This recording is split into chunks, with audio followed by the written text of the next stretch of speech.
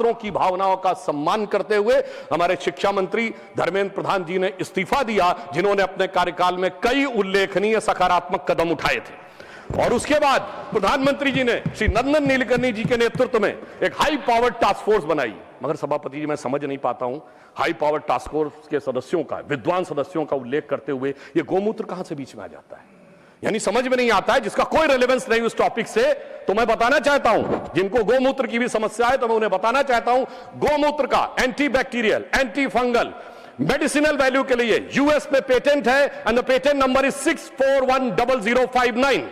और गोमूत्र का बायो एनहांसर के रूप में यूएस में साइंटिफिक पेटेंट है 6896907।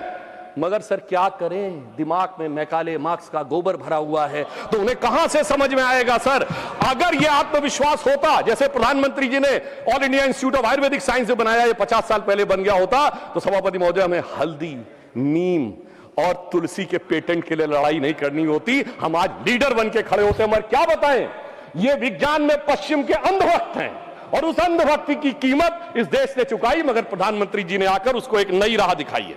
मैं यह भी बताना चाहता हूं, हम इस विषय को लेकर किसी भी प्रकार का मजाक नहीं करते, हम पूरी तरीके से संवेदनशील होकर कार्य कर रहे हैं।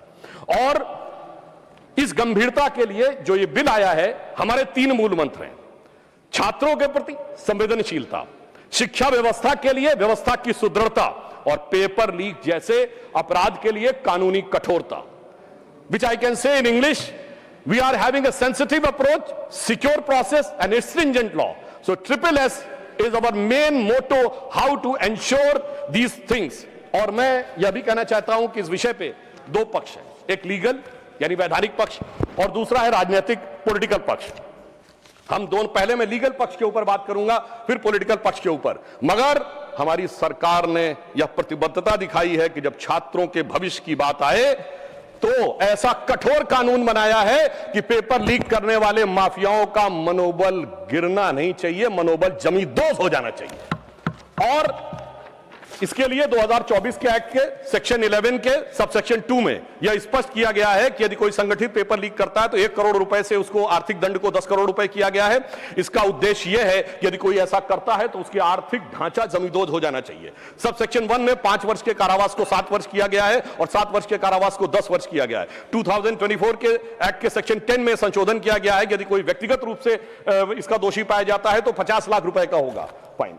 माननीय मंत्री जी ने कहा था कि सर्विस प्रोवाइडर के ऊपर भी कड़ा शिकंजा करने की व्यवस्था की गई है, तो यदि कोई सर्विस प्रोवाइडर या मैनेजर होता है तो उस पर 1 करोड़ रुपए का फाइन और सजा जो है वो 10 वर्ष तक की हो सकती है।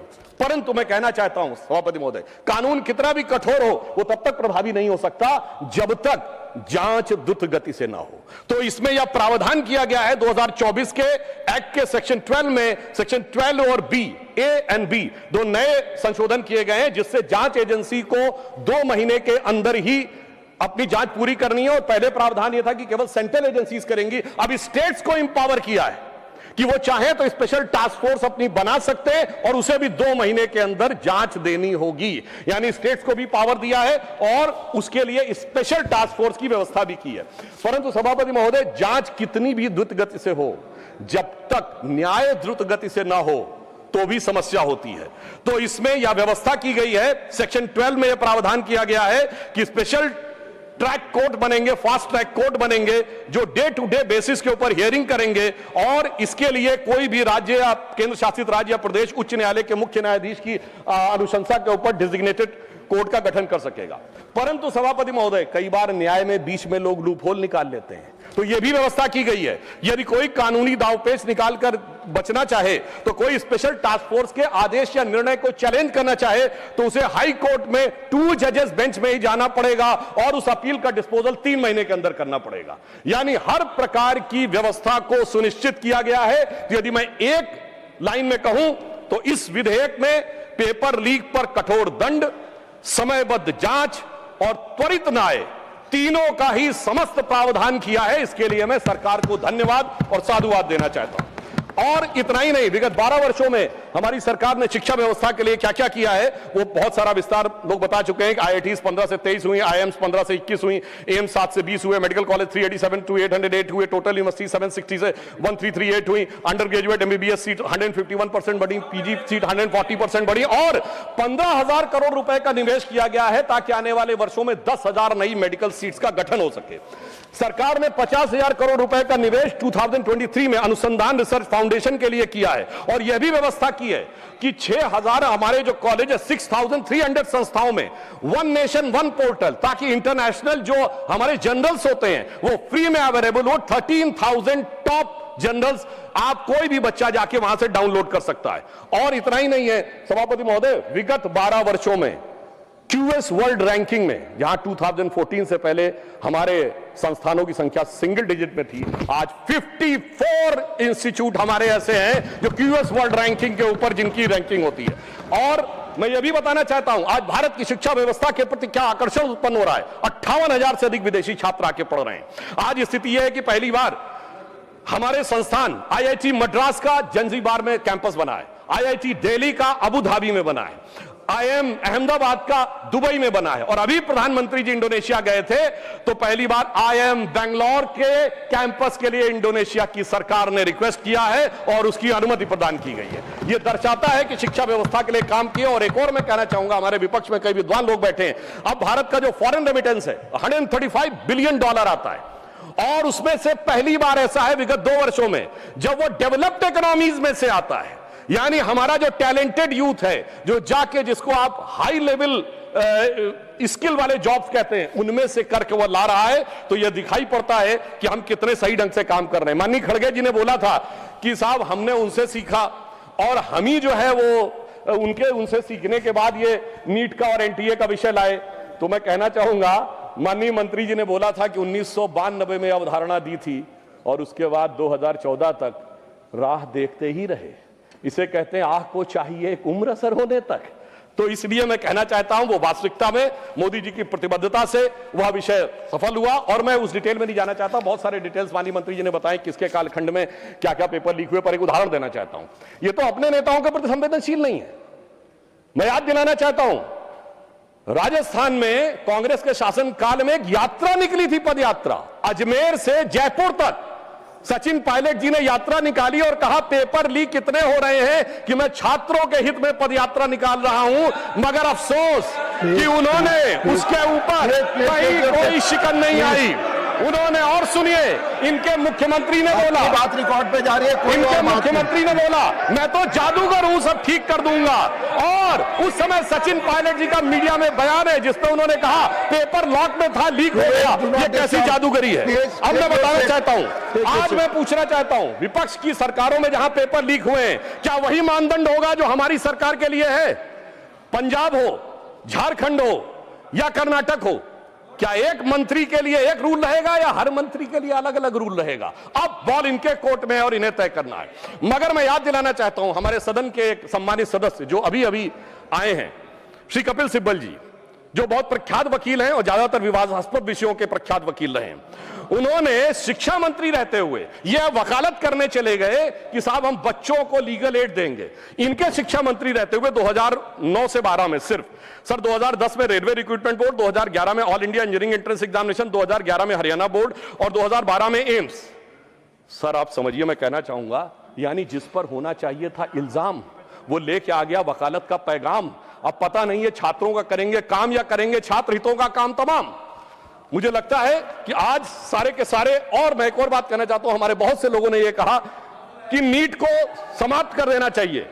मैं सभापति महोदय बताना चाहता हूं, जब नीट नहीं थी 2016 में, तो क्या होता था? प्राइवेट कॉलेजेस की सीटें नीलाम हुआ करती थी, लाखों लाख रुपए में। वो गरीब और मध्यम वर्ग के बच्चे को तो कभी उसके लिए स्वप्न से बाहर था कि 25 लाख 50 लाख रुपए देकर एडमिशन पाएगा, पीजी में कहीं 1-1 करोड़ रुपए देकर एडमिशन पाएगा। मगर आज प्रधानमंत्री जी ने जो काम किया है इस साल के नीट में, कैसे कैसे बच्चों को अवसर मिला। कुछ उदाहरण देना चाहूंगा। राजस्थान के बाड़मेर में एक दिहाड़ी मजदूर लखा की बेटी को और बूंदी में राजस्थान की सूरज सैनी को मौका मिला है। भागलपुर का सूरज कुमार या रायसेन के मध्य प्रदेश का आदर्श लोधी या लखनऊ की वो नीलू जिसकी मां घरों में काम करती थी, गोरखपुर का वो विशाल तिवारी जिसके पिता ऑटो रिक्शा ड्राइवर थे, मुजफ्फरनगर का वो मोहम्मद सुहेल जिसके पिता ई रिक्शा चलाते थे। सभापति जी, इन बच्चों के अरमान पूरे होने का यदि श्रेय किसी व्यक्ति को जाता है तो प्रधानमंत्री श्री नरेंद्र मोदी जी। इन बच्चों के अरमान पूरे हुए, मगर जो कैपिटेशन फीस लेके सैकड़ों करोड़ प्रति वर्ष कमाते थे, उनके अरमानों पे बिजली गिरी है। और उस बिजली गिरने के कारण एक कहावत होती है कि तन बदन में आग लगना, मगर सभापति जी इनके तन बदन और धन तीनों में आग लगी हुई है। और मैं कह सकता हूं कि आज जिस प्रकार की आग ये लगाने का प्रयास करते हैं, मैं याद दिलाना चाहता हूं सर, इनकी पार्टी के वरिष्ठ नेता 2024 में क्या बोलते हैं इंजीनियरिंग और मेडिकल के इंट्रेंस टेस्ट में, कि जो क्वेश्चन बनते हैं वो अमुक जाति के लोग बनाते हैं, इसलिए अमुक जाति के लोग उसमें ज्यादा सेलेक्ट होते हैं, और दूसरी जाति के बने तो कौन से। मैं समझ नहीं पाता हूं कि moving charge in magnetic field या इलेक्ट्रोमैग्नेटिक इंडक्शन का अगर कोई फार्मूला होगा उसमें जात कहां से आ गई। सभापति जी 9th क्लास में मैंने पढ़ा था, अगर सेंट्रीग्रेड को फॉरेन हाइट में चेंज करना है तो C/5 = M-32/9 होता है। अगर ये सवाल पूछा जाएगा तो सवाल और जांचने वाले में जात कहां से आ गई। मैं जेनजी से कहना चाहता हूं, समझिए इनके खतरनाक इरादे।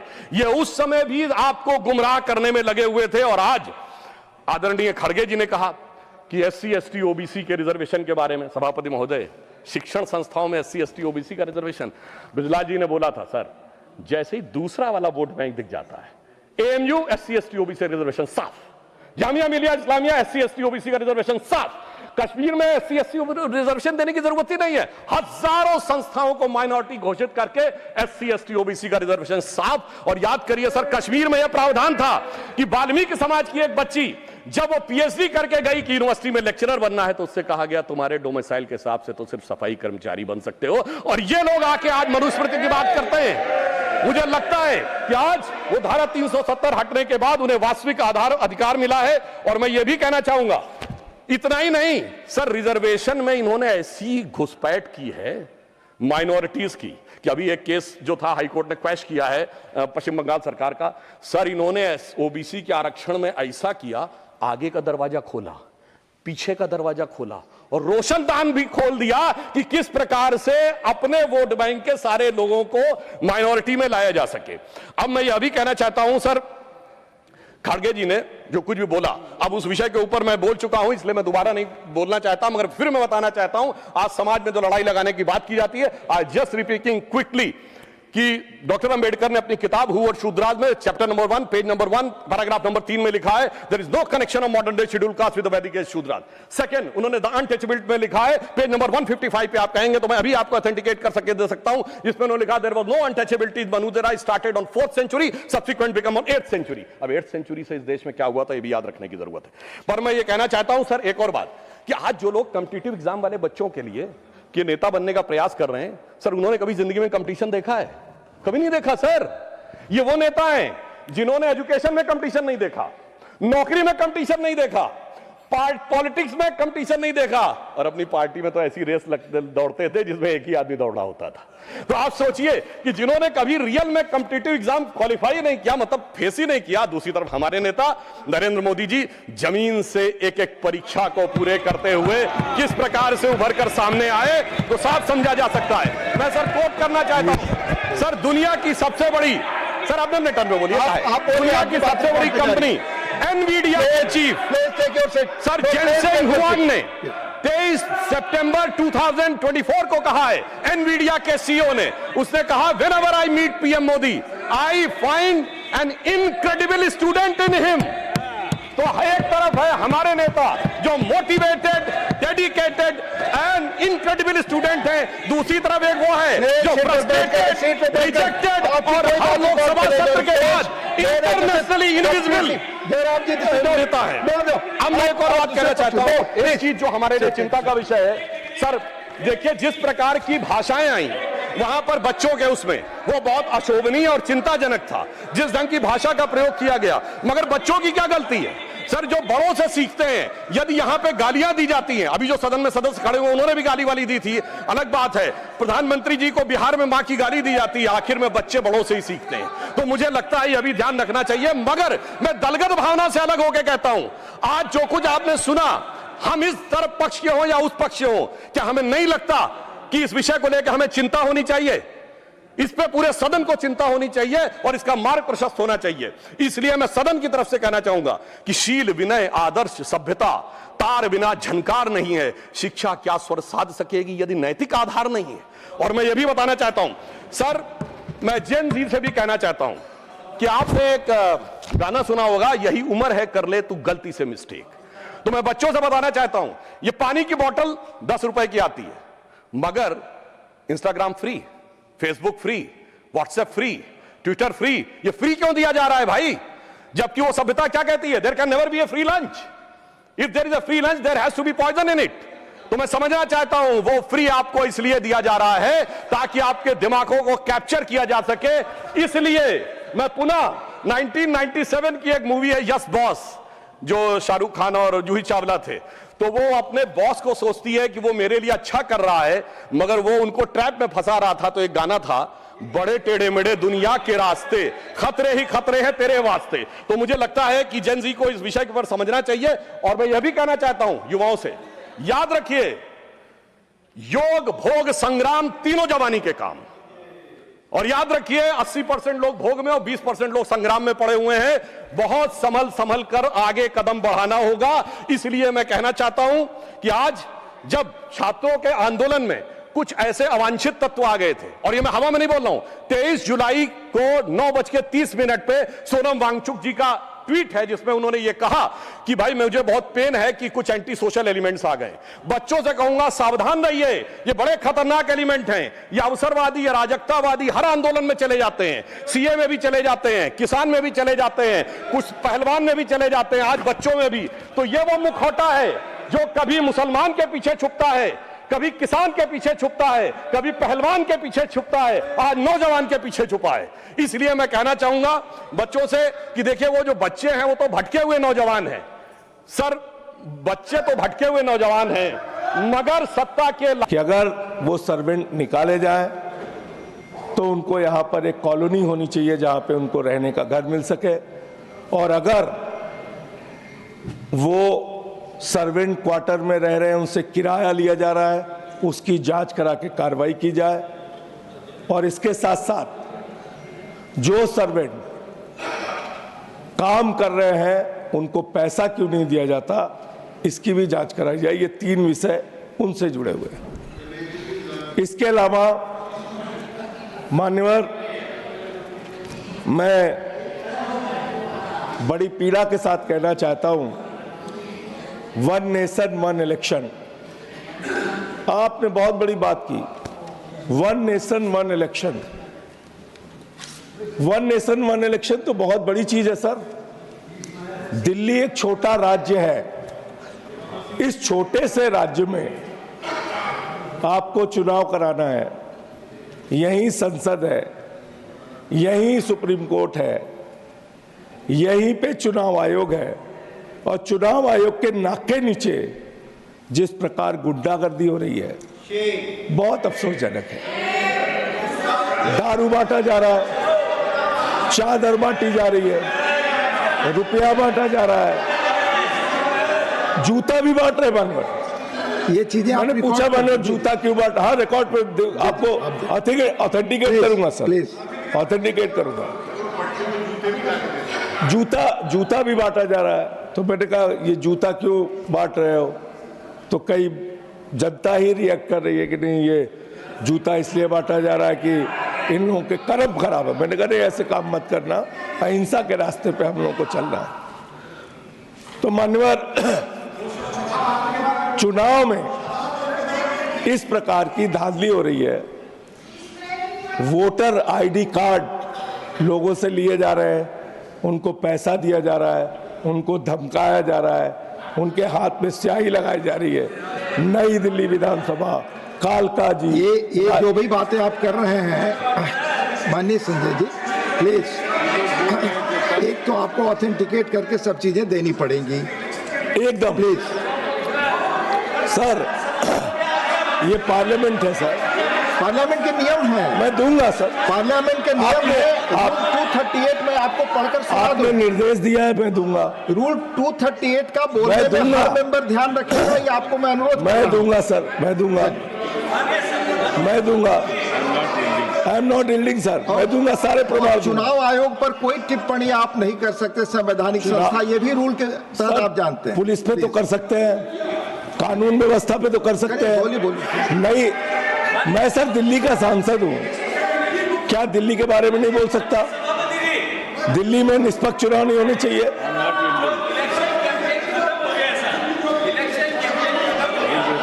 प्लीज ये सर आप बोले इलेक्शन। सर आपने कहा बोलने को, मंत्री नहीं बोलने दे रहे हैं। आप बोले, अपना समय आपका जाना है, प्लीज। मान्यवर, मैं बड़ी विनम्रता पूर्वक कहना चाहता हूं और ये रिकॉर्ड रख रहा हूं सर, अगर ये गलत है तो मेरे खिलाफ कार्रवाई की जाए। मैं खुद कह रहा हूं आपसे, जनकपुरी में 6247 वोट कटवाने की एप्लीकेशन दी गई, संगम विहार में 5862 वोट कटवाने की एप्लीकेशन दी गई, आरके पुरम में 4285 वोट कटवाने की एप्लीकेशन दी गई, पालम में 4000 वोट कटवाने की एप्लीकेशन दी गई, द्वारका में 4000 वोट कटवाने की एप्लीकेशन दी गई, तुगलकाबाद में 3987 वोट कटवाने की एप्लीकेशन दी गई, ओखला में सर आप ये वन नेशन वन इलेक्शन, आप ये निष्पक्ष, मैं रख रहा हूं, मैं तो रख रहा हूं, आपने कह दिया मैं रखूंगा।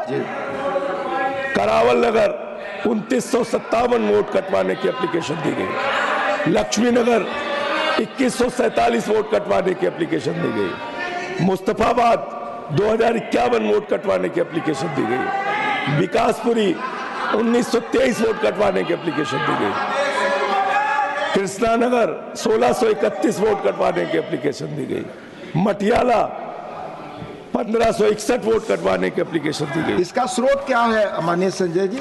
ये जो आप ऑनलाइन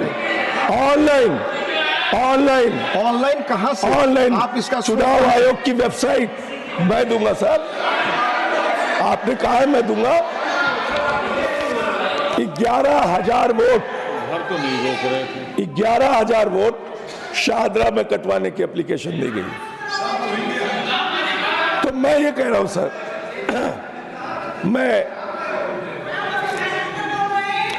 आप निष्पक्ष चुनाव कराएंगे, वन नेशन वन इलेक्शन आपका ये है कि आप वोटें कटवा के, फर्जी वोटें जुड़वा के आप चुनाव जीतना चाहते हैं। ये चुनाव आयोग पर टिप्पणी ना करें सर। मैं इनके ऊपर कह रहा हूं सर, चुनाव आयोग को तो मैं इनके ऊपर कह रहा हूं सर।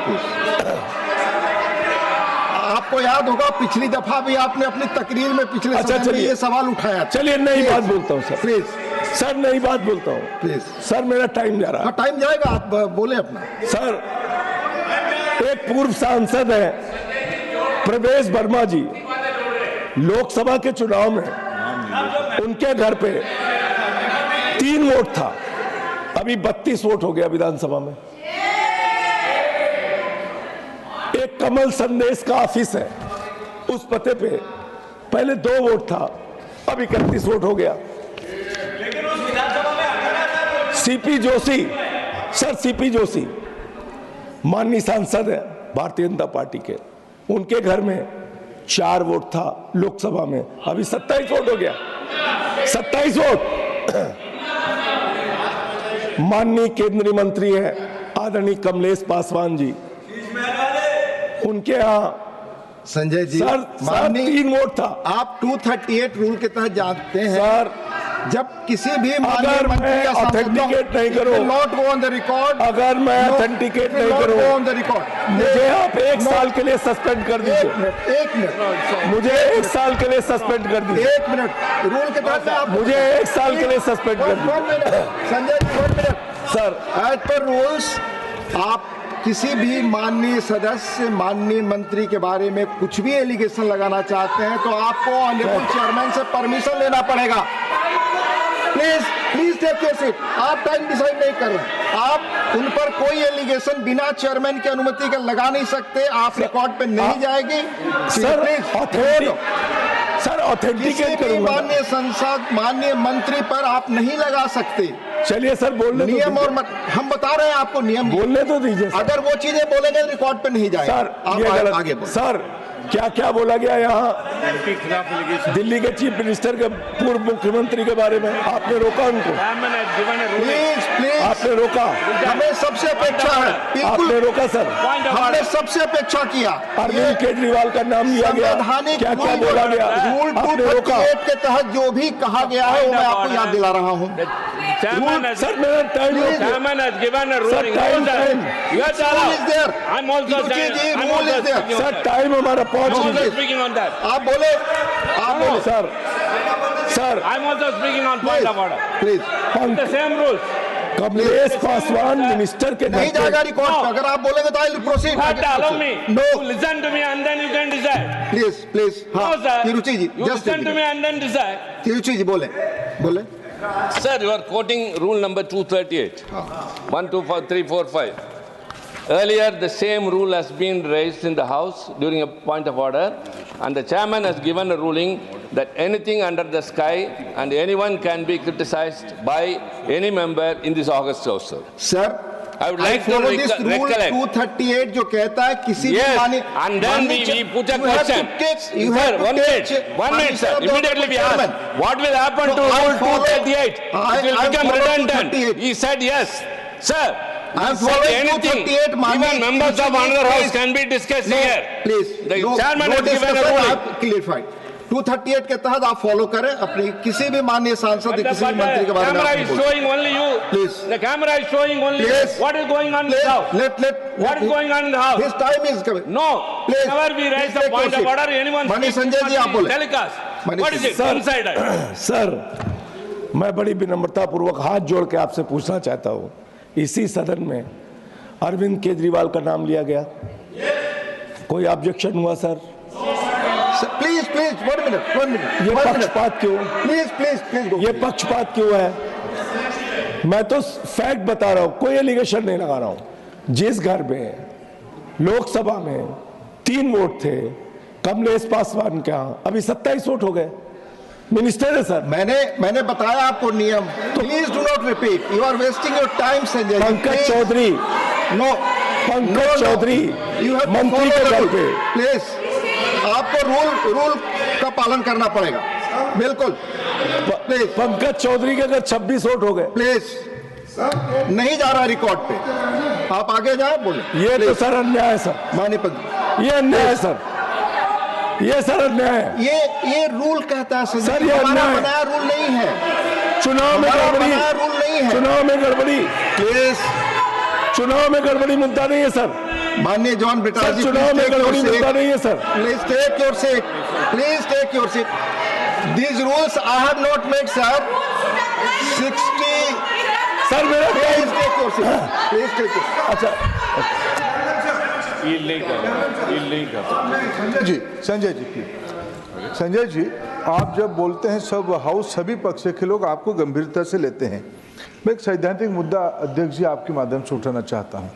क्या देश की चुनाव आयोग के बारे में जो प्रक्रिया कह रहे हैं, जो देश की चुनाव आयोग को उंगली दिखा रहे हैं, क्या ये सदन प्लीज, क्या ये सदन चुनाव आयोग को इस प्रकार की चीजों में विवाद में ला सकता है क्या? इसलिए आपकी संरक्षण चाहिए अध्यक्ष जी उसमें। Please please Sanjay ji please. Sir मैं वोटों की गड़बड़ी का मुद्दा उठा रहा था सर। चलिए आपकी मर्जी सर।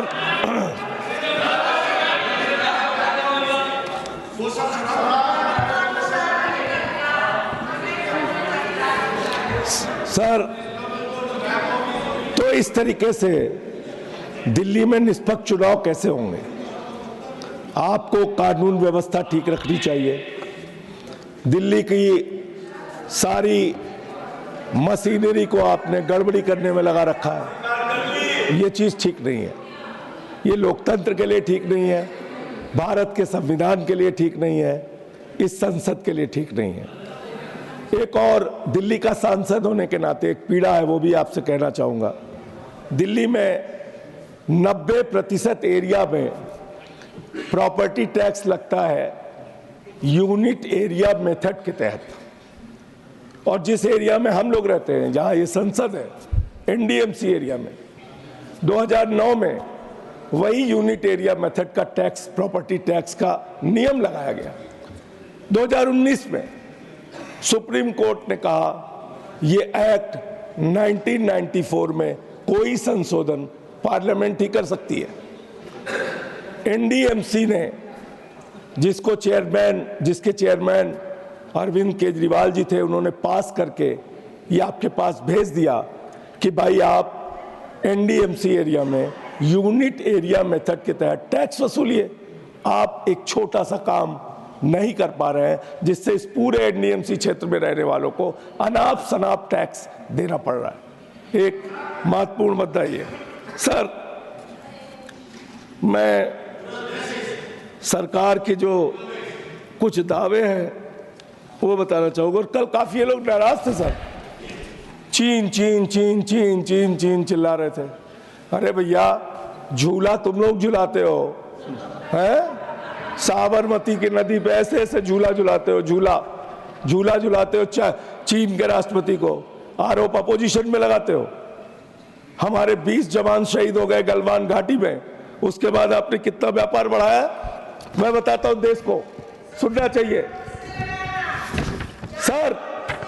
गलवान घाटी की घटना के बाद भारत की सरकार ने चीन से जो व्यापार बढ़ाया है 11.6 लाख करोड़ रुपए। मैं रिकॉर्ड पे बोल रहा हूं ये बात। आप चीन के सामने झुकते हैं, आप सवाल उठाते हैं अपोजिशन पे, झूला झुलाते हैं उनको, वो घुसपैठ करते हैं हमारे एरिया में, वो हमारे जवानों को शहीद करते हैं, और आप उनके पक्ष में खड़े होते हैं। इसलिए कभी भी हम लोगों की देशभक्ति पे सवाल मत उठाना। ऑन रिकॉर्ड है, ऑन रिकॉर्ड।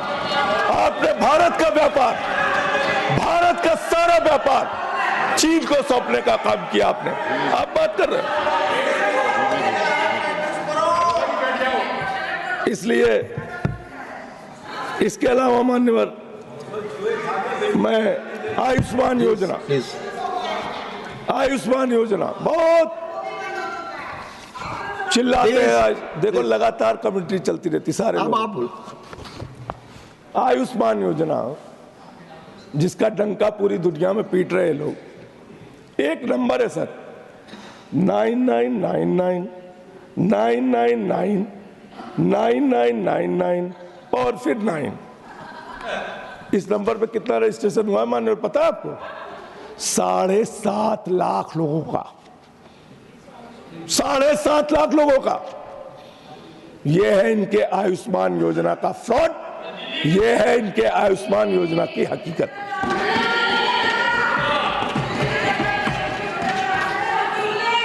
हेल्थ सेक्टर की बात करते हैं सर 2% ये सरकार जीडीपी का हेल्थ पे खर्चा करती है, 2% एजुकेशन में खर्च करती है। करीब 54 लाख बच्चों ने सरकारी स्कूलों से शिक्षा छोड़ी है, जिसमें अकेले हमारा राज्य उत्तर प्रदेश 11 लाख बच्चों ने वहां सरकारी शिक्षा छोड़ी है। इसके अलावा आप दिल्ली का पूरा आंकड़ा बताते हैं, बहुत बढ़िया बात हमारे भाई ने कही। चलिए पूरा दिल्ली का आंकड़ा सुनिए, अब रोकिएगा नहीं, दिल्ली का पूरा आंकड़ा पढ़ता हूं।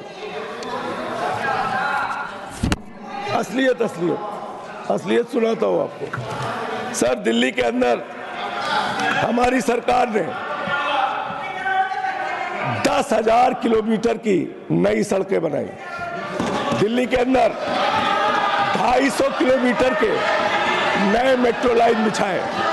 दिल्ली के अंदर 6,800 किलोमीटर की नई सीवर लाइन बिछाई। दिल्ली के अंदर 4,000 किलोमीटर की वाटर पाइपलाइन बिछाई। दिल्ली के अंदर 23,000 स्कूल के नए कमरे। अब देखिए दिल्ली भी नहीं सुन पा रहे, पेट में दर्द शुरू हो गया। प्लीज आप बोले, आप दिल्ली के अंदर 23,000 स्कूल के नए कमरे बनाए। दिल्ली के अंदर 9,500 नए बेड बनाए। दिल्ली के हॉस्पिटल के अंदर, दिल्ली के अंदर 550 मोहल्ला क्लिनिक बनाया, दिल्ली के